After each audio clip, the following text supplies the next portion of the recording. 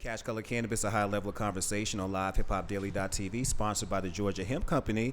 And I got my good guest in the building, man, my man Vincent Owens. Vincent, how you doing today? Man, you know, we living, bro. Back in Atlanta, back home, man. Really ready to get it going, ready to collab, work with whoever, good people, ready to get this, to change the whole perception on cannabis out here, man. That's what we're here for. Man, that's what we all here for, man. But before we get into this interview, I normally ask people to give us the spill of who you are. You know, I know a little bit about you. I know you're a Decatur native. I know you HBCU grad. I know you definitely an advocate of cannabis. But for those who don't know, in a nutshell, who is Vincent Owens? Vincent Owens is that is me.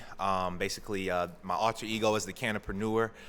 So basically, that brand was established about a year ago out in San Diego, California. Okay. We're gonna back up a little bit from that. So like you said, I'm from Decatur.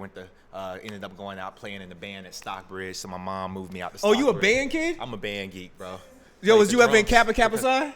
No, I wasn't. Not at Tuskegee. That's a gang. That's a real life gang. That's a real gang. That's a real gang. That's a KK Psi's a real gang. Bro, when I was at Smith, yo, if you seen KK Psi coming, because they was never one deep. Like if you seen them coming, understand, like just split. Like don't even go to their parties. Like it's serious like that. Yeah. It's real sweat session in there. It really is, bro. Like it's something different. Like band people are just different breed of folks, man. Yeah. So you was a band person? So I was a band person in high school. Didn't do it because it wasn't the cool thing to do. So I got into more of the SGA roles my freshman year. That was the cool thing to do. At Tuskegee, yeah. We were Ivy League black people. You know what I'm saying? That's what's up. That's what's up. So it is what it is. But yeah, went to Tuskegee, biology, pre-med major. Graduated 2014 from there. Then I moved on, went up to Nashville, Tennessee, where I got my master's degree in public health. Left there, I was going to go to medical school in Ohio. Yeah. And I decided that medical school wasn't for me. So that's when I moved out to California after about 2 years of being in Ohio, moved out to San Diego. Didn't know nobody out there, bro. So I literally went out there on the wing, you know what I mean? Trusted in God and my hustle and made it happen, bro. And then now, so we were in San Diego, and that's where, kind of had a delivery service for medical marijuana patients on the Prop 215. They got rid of that, came out with Prop 64, got expensive for the little dogs, so we had to get up out the game. And so that's when I found the Cannapreneur, because I was like, you know what, I want to do everything the right way, you know what I mean? And so CBD is something that I truly believe in, not only because it sells, you know what I mean, but because it really does help people. And when you truly get to understand the endocannabinoid system and so many other systems, that's the vibe, bro. So that's what we're on right now. And I moved back out here about 3 weeks ago, and excited to be back. Oh, damn! So you almost brand new back here. Almost brand new. That's crazy. Well, welcome back. Appreciate it. Welcome back. So I did learn, when I was doing a little research on you, I did learn that you learned about CBD while you were attempting the medical school. Yeah. You was attempting medical school, and I thought that was crazy that you learned it then, because I know they don't teach it in medical schools. No. And even from one of our guests, Felicia Dawson, Dr. Felicia Dawson, she had mentioned that it would actually probably take about another decade or two before they actually do introduce, you know what I'm saying, like cannabinoids and having any kind of conversation about cannabis. You got to rewrite the paradigms of medicine. Yeah. You know So what I'm saying? how did you actually figure it out while you were going through this process? Well, I wasn't the MD. I was doing a DO program, so osteopathic medicine. So it's more natural. And I was just blessed. Yeah. So while we were doing like osteopathic manipulative medicine, that's when actually medical cannabis, the bill was going through the Ohio, the government. And so that's when I kind of started looking stuff up, like, all right, this might be the thing. You know what I mean? I'm kind of shaky on the medical school. I think I would rather be an entrepreneur, and chase my own dreams. So man, be shaky on them student loans. Yeah. Be shaky. I don't even want to tell you how much I'm in debt. Ooh, so it is what it is. But if I tell people I'm $4,000 in student loan debt, I be embarrassed. I'm hating on you. Yeah, I'd be embarrassed to tell people that, like, it's $4,000. They'd be like, for real? Like, just pay that. Just pay that. Like, I had somebody look me dead in the face and say, bro, I got $400,000 in debt. I was like, so I should shut up. Say no more. So mine is 99% off her. Okay, yeah, exactly. 99% off student loans. That's what's up. For sure, man. That's what's good, man. So you did your own due diligence to kind of find out about the CBD process. Started researching. So when you were learning about the process, was one of the things did you started using it on your own? Like, was that something that was part of the learning process? I wasn't using CBD. I was using THC. I really I was still ignorant to what it truly does. I use CBD every day now because I know why I need it. But and so I feel like that's why the education is important. But before I was truly educated, I didn't really get educated on it until the simple education I did is what lured me to California, to the motherland, you know what I mean, to really learn it. But outside of that, bro, I didn't really learn much about CBD until I got out to California about 2 years ago. And that's when I really started doing a lot of research, started going to a lot of conferences, started hanging out with a lot of CBD gurus out in California and going to different farms. So, honestly, I'd say that my knowledge is about 2 years young, and I'm still rolling when it comes to cannabinoid research. I'll be honest with you, like you're not that young and you're not alone. Like this is an industry in itself that's only like now at the point 4 years old. You know what I mean? So really, 2 years is pretty good. You know what I'm saying? You're not that young. You're not that young in that. One of the things I was very interested in before we even get into the whole event that you're doing. I want to talk to you about the Cannapreneur Society. Right. When I was on the website, I was like, this sounds like a really, really interesting venture. Okay. What led you to kind of kicking off the Cannapreneur Society, and what is the overall goal of it for people? Okay, so Cannapreneur Society will be relaunched back in Atlanta. I had about 60 members that were a part of it from around the country, and really what we did was connect millennials. So basically we connect millennials to the world of cannabis. Me being 26, you know what I mean? Like I know that there's a lot of people who, they ain't got their mind on straight the same way that I do when it comes to work ethic of being an entrepreneur. I just felt like as a leader, I could take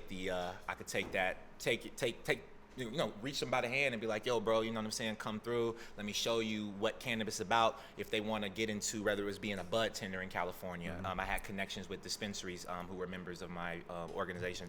If they wanted to do events, we were throwing events so they could come out and volunteer. So it was just an opportunity for people to learn, millennials, to learn more. Now, we're not just subjective to millennials, but that is you got to have a target audience, and that's my target audience. And I felt like Atlanta, San Diego is so conservative.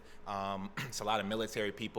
So Cannapreneur Society wasn't really going too far. I mean, it was well known in San Diego, but it wasn't going far enough, especially with not having a financial backing. You know what I mean? So like a lot of other people in San Diego. So I felt like Atlanta, not saying you can't come out here and not have a financial backing, but it's more people who look like me, more people who, truly aren't comfortable. You know what I mean? Like San Diego's full of a lot of people who are comfortable, used to getting things handed down to them from mom and dad. Of course. And so, I wanted to put myself, I felt like I was getting a little comfortable, and I know that I got to become uncomfortable, so I'm back. And then also they were comfortable when it comes to the cannabis culture. California, they, no matter how you want to feel about it, California has been that much further ahead when it comes to the cannabis. Now, you know what I mean? Like, I don't know if that means it's a good thing and it's a bad thing. You know what I mean? But it's just a fact of life. So when you were out there, I'm pretty sure, it was probably hard for you to get a foothold. You know what I mean? Because people were passed down some kind of information. They were passed down some businesses, most likely. Yeah, they rather you come work for them and not, I can't work. I don't know. I'm going to do it myself. So that's just how I am. So you know what I mean? True millennial. Yeah. I'm going to do it myself. But Cannapreneur Society, we'll relaunch it back here. We'll probably have an event for that as well to launch that brand. But it's really just, wasn't really for me to get rich off of that. It was just more of, I'm a firm believer in the man who, if you help enough people, you know what I mean? If you serve enough people, then your bills will go away, or whatever it is, you'll get blessed in life. So just want to make sure I'm be a servant of the industry. Okay, and you say you're gonna relaunch it in Atlanta. What does membership entail when it comes to the Cannapreneur Society? So membership entails basically you being able to send in like a monthly, basically journey of your life from the day that you come in. So we pretty much post like your journey throughout your Cannapreneur. Your Cannapreneur journey. We also so that way we pinpoint our members, so that, let's say if we have your biography online on your specific profile, then other members, whether it's a business, let's say it's a business and they're looking for people to come and work for them, and you're looking for a job that's in that sector, then they can just pull from your platform and come and select you. And That's so awesome. you have to take a test in the beginning of Cannapreneur Society, basically a couple questions just to see if you, number one, fit being a Cannapreneur, because not everybody's going to be a Cannapreneur. And so if you do fit that, then we'll be able to put you in our system. The second thing is you get discounts on our events when you are a member. So we're going to relaunch how much the percent is, but we'll give discounts on the events. Also mentorship, you know what I mean? We do a mastermind class where we were doing it once a month. Basically, we hopped onto a Zoom call and everybody kind of just talked about their journey. So people got to actually hear from people who are actual business owners who were already in the space doing their thing, and then those business owners could hear how dedicated and motivated, you know what I mean, these millennials are coming into the industry, and if they can, you know, make that mesh, then let's get to work. That's dope, man. So I'm glad more things gonna be added, but you know what I mean. It sounded like an amazing venture from the jump. So I'm glad you are going to rebrand that. I'm glad to see it's coming to Atlanta. Speaking about coming to Atlanta, Pot and Pancakes ATL. Yeah. Now, I was probably one of the many people who were scrolling through Instagram and was like, dude, what the hell is this? What the hell is this? What is Pot and Pancakes ATL? Like, what is this event about? Pot and Pancakes ATL is just basically a showcase of the top, CBD, number one, the top CBD companies in the state of Georgia. We're taking sponsorships from CBD companies from around the country. So we have VIP bags for our influencers that are coming through, and also our VIP guests. So each one of those guests will have just an array of different CBD products to go home with, to sample, give a shout out to those specific companies, et cetera.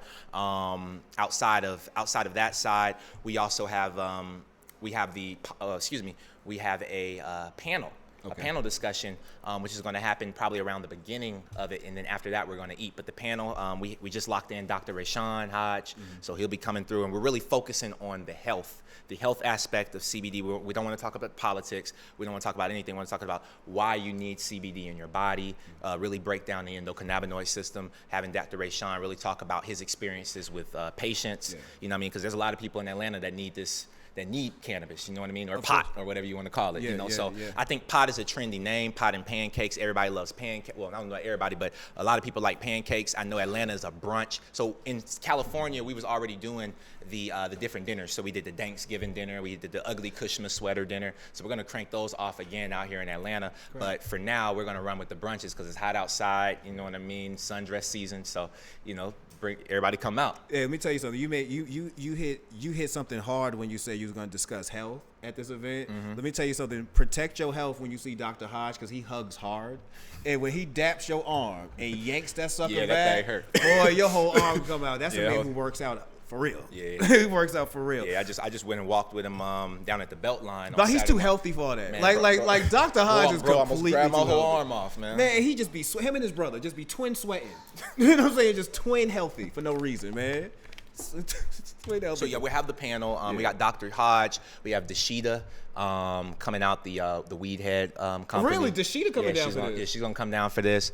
We have Joe from the Georgia Hemp Company. They're one of our major sponsors. Joe Salone. Yeah, that's the brother right there. Yeah. And then also we have one other. I think her name is Liz, and she is in maternal health care for mothers. So she wants to talk about just overall health care. She's a physician as well. So I think that it's going to be a really good panel. It's really diverse, and I think that that's what the state of Georgia needs. Got you. So the food. Let's talk about this food. All right. I'm not a pancake person. I'm not a cereal person. All right. What's the food that's going to be used? So we're going to have both both vegan and gluten-free options, and also just regular options as well. It's going to be pancakes, so we'll have both a vegan, gluten-free pancake, and then we're going to drop the menu later on today, this evening or first thing in the morning. So we're going to drop the vegan, gluten-free pancake. We're going to have the regular pancake option, and then also we're going to have a vegan bacon. So it's going to be a vegan bacon and a regular bacon, candy covered. It's going to be CBD infused. Before you leave here, you got to have a good conversation with Charity about vegan bacon.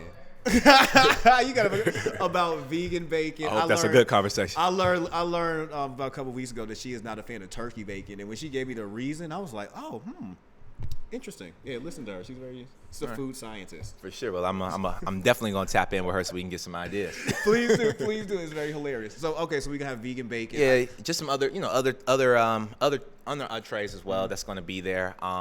We have quite a few people coming through. Different companies. The Georgia Hemp Company. Yes. I'm launching. Well, this is a launch for the delivery service that we're planning on launching here, which is Care by Delivery. So that's the logo there. Great. And I assume Care by Delivery CBD. Yeah, Care by Delivery CBD. Yeah, so. I assume it's going to be a CBD delivery. Yeah, it's going to be a CBD delivery for now, but then eventually, we'll be the ease of the East Coast. Okay, that's what's up, man. Ease of the East Coast. So as far as like putting together the delivery service, like how has it been trying to jump through the hoops and ladders of Georgia laws? Well, we're just getting started. So in California, we were running. That's something that I'm actually happy I'm in this room right now because I'm in here with some people who are well connected, well respected. So I'm gonna make sure I tap in before I leave, get some numbers, and we're gonna figure out that Georgia law because I know it's not the same as Cali. No. I don't want to get you arrested. Nah. Especially over CBD, boy. Yeah. I do not want to have that. So, is this going to be? I know you had mentioned there's going to be more events. Is this going to be the last pot and pancakes event we see this year? No, this is the first one. So we're going to do one at the last Sunday of every single month. Okay. So it's going to be pot and pancakes the last Sunday of every month. So definitely be looking out for that. Put that in your schedule. Make sure you guys come out and enjoy it because it's going to be dope every time. It's going to be a different panel group every single time, different chefs. So we really want to highlight the culture of Atlanta, different chefs who can infuse foods. And I know as we continue to go, I know you have your chef friend coming on as well. So Chef Scott Lee Ennis. Scott Lee Ennis. We definitely want to tap in with him. He's one of the chefs I'm definitely keeping my eyes on. I see him everywhere. So he another one, man. Watch out for them hugs, man. Them arms be like, young, what's up, brother? You get that Jamaican in them real quick. Maybe yanking arms off, boy. That's what's okay. Sure, so what's the next move for you as far as business wise? I know the Cannapreneur is going to be relaunched down here. I know you're going to be doing monthly events. But what's next overall for you? I know we're going into a new year. We're going into new quarters. Like, so we're doing consulting. I'm going to help 100 entrepreneurs and established brands launch a white label brand for themselves by the end of next year. We're going to help 100 different people do that. I'm working with different labs around the country. That's what we're doing right now, just doing consulting work, really just trying to stay away from touching the plant and trying to do ancillary, just showing people that you don't got to touch the plant to, become wealthy in this industry or to make an impact in this industry. Not at all. You can do what you're doing. Yeah, look, I am the king of the ancillary business in cannabis. Like I could do this on Mars. Yep. You know what I'm saying? Like ain't nobody stopping nothing, man. On Mars. Yeah.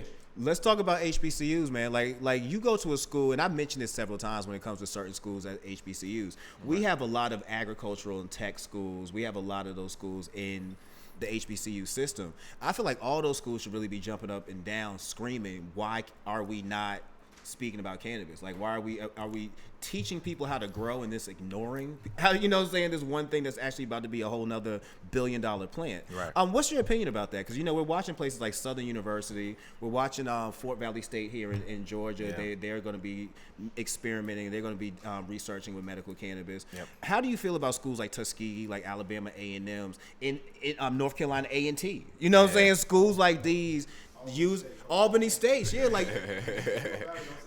using what they actually have to actually, make a real impact on cannabis for our community and overall for the school. Man, so I have a lot of thoughts on that.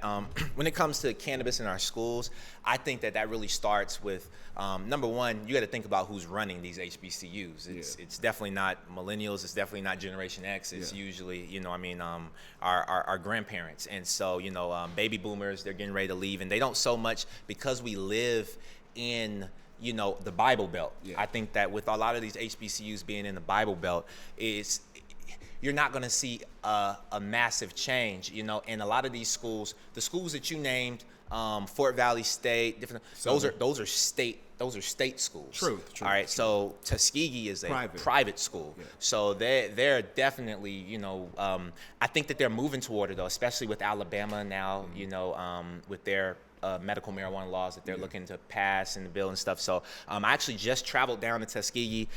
It was during summer school, it was during summer graduation about a couple weeks back, and they were talking about how there's a professor on campus who has about 100 acres, and they're looking to do massive projects on those acres for hemp. Look. So I don't know about medical marijuana, but for hemp for sure. Booker T. Washington be all in. He be all in. He be all in. All in. Hands for growing cannabis, hemp, whatever. He be all in on that. So well, I got a question for you. So just so I can learn, because I know that you probably have thought about this as well, being an HBCU grad. Mm-hmm. How do you think about like someone like me being able, like, how do you think someone like me could go and, go to these schools and, and be able to push this forward for there to be programs to teach students about like Cannapreneur programs. You know what I mean? I think that we're looking at big schools in Maryland, established master programs. We're looking for So if I was you, right, let's say I was using Johnson C. Smith as an example. Okay. My first thought would be I would go speak to my journalism professors about how I can at least talk about it first in the journalism class. You know what I'm saying? Get my little interest in on that level.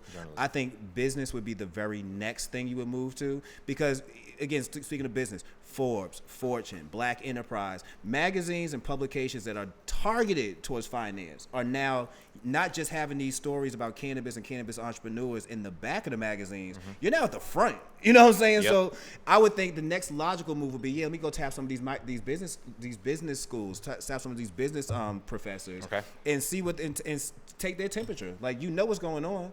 Like, what can we do in order to get us to have these conversations up here? I think is something that's needed. Yeah, absolutely needed. Absolutely needed. When I think more and more about the A&Ts and the A&Ms that's at the end of all these schools, how are you allowing the University of Maryland to beat you to anything? Right, exactly. To beat you to anything. Exactly. Like, some of these schools were built strictly to turn you into a farmer. Mm-hmm. You know what I'm saying? Like, some of these schools were built strictly to give you this skill set. Yep. And you're telling me you're looking at something that's about to be the next billion-dollar crop, and you're still scratching your head about whether or not we're going to teach our students this when you are totally looking at major state colleges and universities, like you say, have master classes, stepping up and having grow classes. Law school. Law program. Well, you know what? Well, shout out to FAMU. FAMU has the league. They have the business law, and they have I want to say trademark law possibly, or something like that when it comes to cannabis. I didn't know that.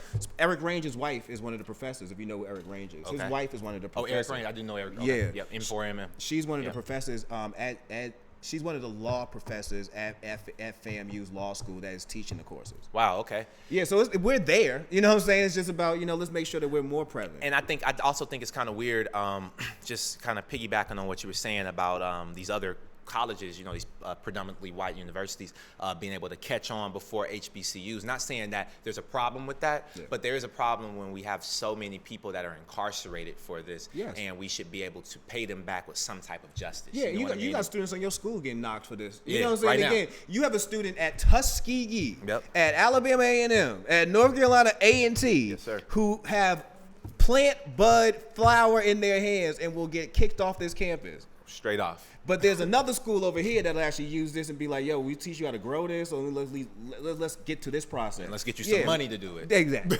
Exactly. Even Georgia Tech. We had my man Franz up here with Therasolve, and he was telling me about how, he and one of his teachers, one of his professors, was the ones who helped him come up with some of the his CBD products. Like, wow. Yeah. So let's get that hands on. That's dope. You know what I'm saying? Let's get that hands on. That's dope. So before we fade out of here, let people know how they can get in touch with you and how they can actually get a ticket for the show.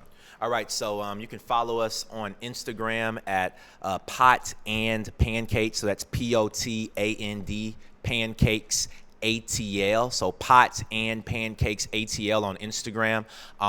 The link is in our bio. It's an Eventbrite, so you can also go there. As soon as you type pot, I believe we actually pop up. So yes.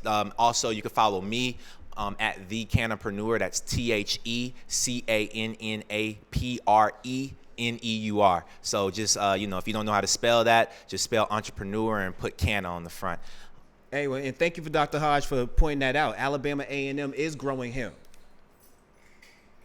They are growing hemp. They are growing hemp. Congratulations on that. Congratulations, Alabama A&M. Yeah, so right down the street from Tuskegee. Hell yeah, man. We got to get it together, man. These state schools taking off. Seriously, I want to see our HBCUs really get involved with this, because you're talking about, like, I got a point. Like, when I watched my man last year, a couple months ago, wipe out people's student debt at Morehouse, I was like, I don't know if people fully got the level of generational wealth this man just created. Like, for you to get out of school and in the next 4, 8, 12 years of your life. You ain't got to worry about paying back no bills. You actually have good credit. Yeah. That means you could do so many other things. I feel like we need to start looking down the road like that when it comes to our students. Like let's stop being so traditional when it comes to teaching and look at what's actually happening, like between technology, between just watching people even with apps. Yeah. Like why are we not pressing this? Like Yeah.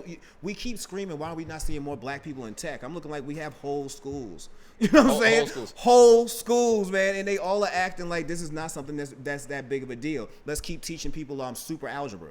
You know what I'm saying? Like what the hell, man? Like let's get to something it's that's called the rat tangible. race. You know what I mean? Exactly. Yeah, teaching the stuff that we really don't got to know. They're not teaching us, you know. And I kind of found that it's crazy. I say this all the time to a lot of people that you know that I'm a mentor to, and I like to tell them that, look, you know, you're going to school and you're doing what your parents told you to do, and I did the same thing. But think about it: you're a business major, you're getting a master's, an MBA, and you're learning from people who don't own a business. They've never opened it.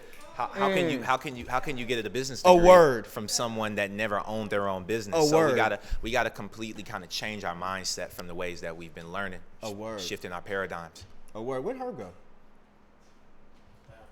A word, man. Yeah, but I totally agree with you. That's even a point that that falls on people. You're being taught business by somebody who runs nothing.